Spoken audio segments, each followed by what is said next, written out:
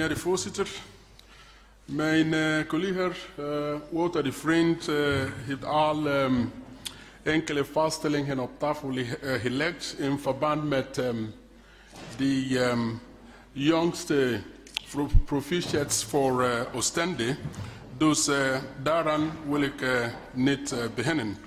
Ik zal in ieder geval enkele vaststellingen doen in verband met de werking van het economisch huis, die eigenlijk de motto zullen zijn van in economisch Oostende.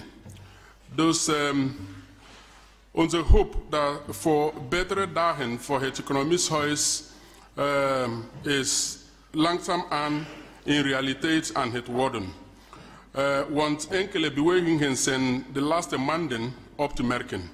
Zo werd in doorlichting van de werking van de VZW doorgevoerd in 2015, na herhaaldelijke vraag van Groen sinds 2013.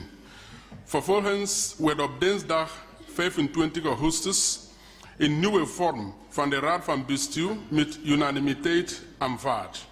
We hopen met deze nieuwe versie er nog meer doorzichtigheid in de werking van het economisch huis wordt bereikt.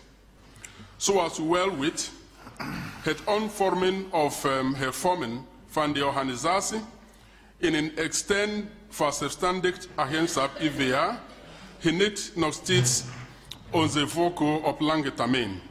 Andere maatregelen die zullen bieden op de efficiëntie van het economisch huis te verhogen zijn voor ons bespreekbaar.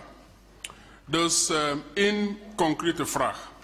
Naar analogie van de doorlichting, wat beleidt ons om de efficiëntiewinst van een omvorming van het economisch huis in een EVA te laten onderzoeken in 2016? Meten is toch weten. Bedankt.